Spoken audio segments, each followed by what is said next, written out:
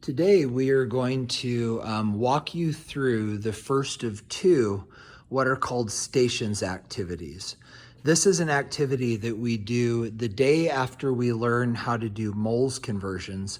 The purpose behind this activity is to give you more real-world exposure to solving problems like the moles problems that we did in homework last time.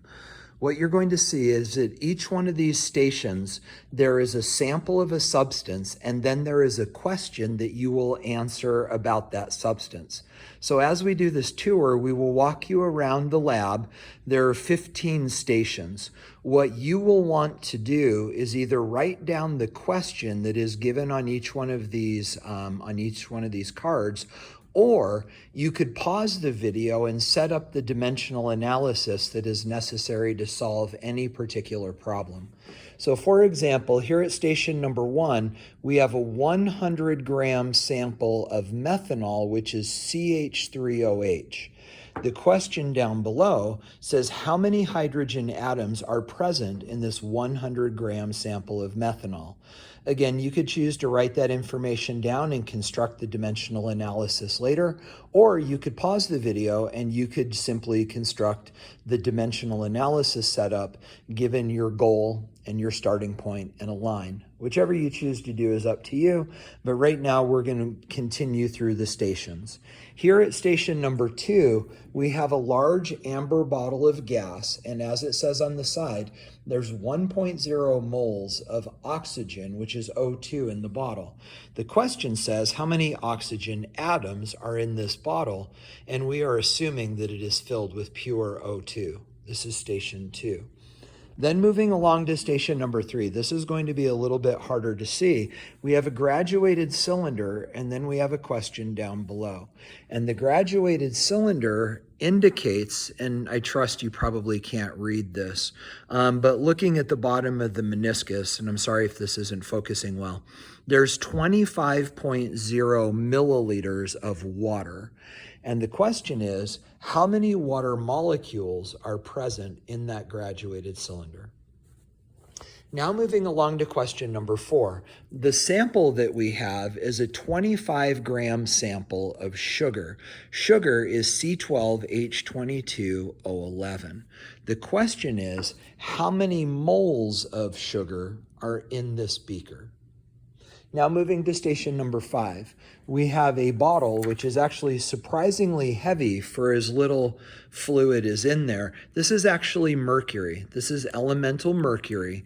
And inside this bottle, there's no information on the bottle, but on the card it tells us that there's 2.1 moles of mercury in this bottle. The question is, what does the mercury inside this bottle weigh? What is its mass? Then moving along to question number 6. It says, how many lead atoms, I'll just let you read the question, how many lead atoms are in this vial if it contains 3.5 grams of lead-4 oxide?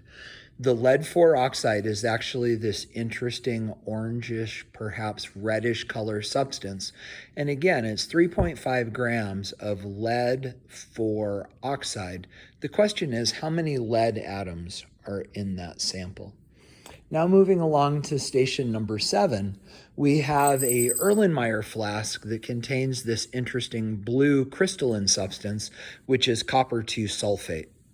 The question is, if there are 1.23 times 10 to the 24th, formula units of copper 2 sulfate, as there are in this flask, what do those weigh?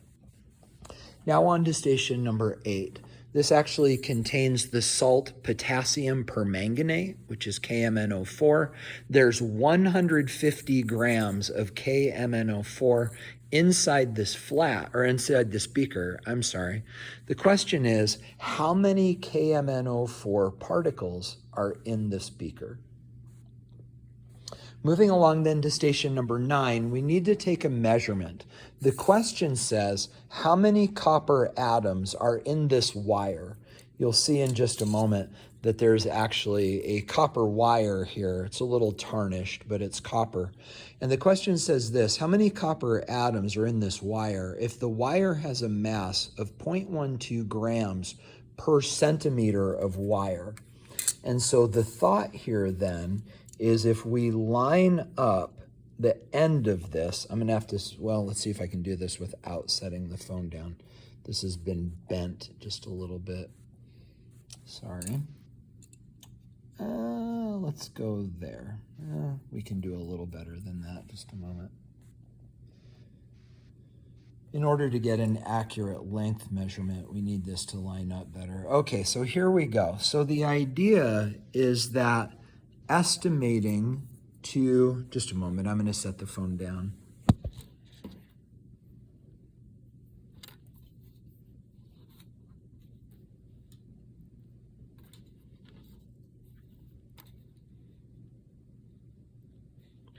All right, and we're back. So we need to know the length of this piece of wire.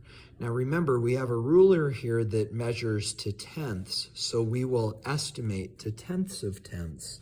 So getting down in here close, I will leave it to you to estimate that. We are a little bit above 20.3 and below 20.4. So we will estimate that length to hundredths, and using that length and the fact that a centimeter is 0.12 grams, you can then figure out how many copper atoms are in that wire. Now moving along to station number 10, we have 75 grams of table salt. And the question is, how many total atoms, both sodiums and chlorides, are in this beaker? Now moving to station number 11, we have a salt called ammonium dichromate. We have 1.8 grams of ammonium dichromate. Again, it's this crystalline powder, looks like so. And the question that we're asking is, how many moles of ammonium dichromate are in this vial if, again, the vial contains 1.8 grams?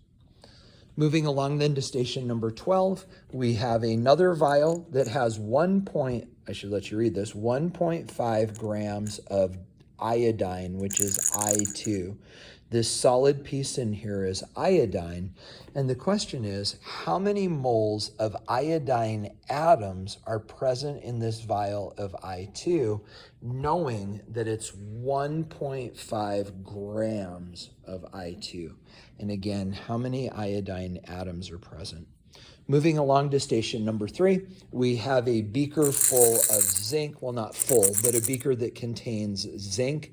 There is no information on the beaker other than the identity of the element, but it says this: how many zinc atoms are in this 1.35 mole sample of zinc? So again, a beaker of zinc, how many atoms? 1.35 moles. 2 more stations to go. Station number 14 has a sample of sodium sulfide. This is this sort of flaky and powdery substance. This is 2.68 grams of the salt sodium sulfide. The question is, how many sodium atoms are in that sample, that 2.68 gram sample of sodium sulfide? Now we're on to the final station, which is station number 15. It says, how many lead atoms are in this chunk of lead? Now we also have a balance next to this, so we'll come up to the balance and we will re-zero it, and then placing the chunk of lead on the balance. That's amazing. The mass of the lead is 349.00 grams. The question then becomes, how many lead atoms are in this chunk of lead? So those are the 15 stations. Those are the questions and the pieces of information that you need to solve them. Grab another sheet of paper, grab a calculator, grab a periodic table, and probably an ion chart as well. The answers to these are posted on our website, and this will be treated as an activity, and we will turn this in next time in class. Enjoy and check the answers as you go. Take care.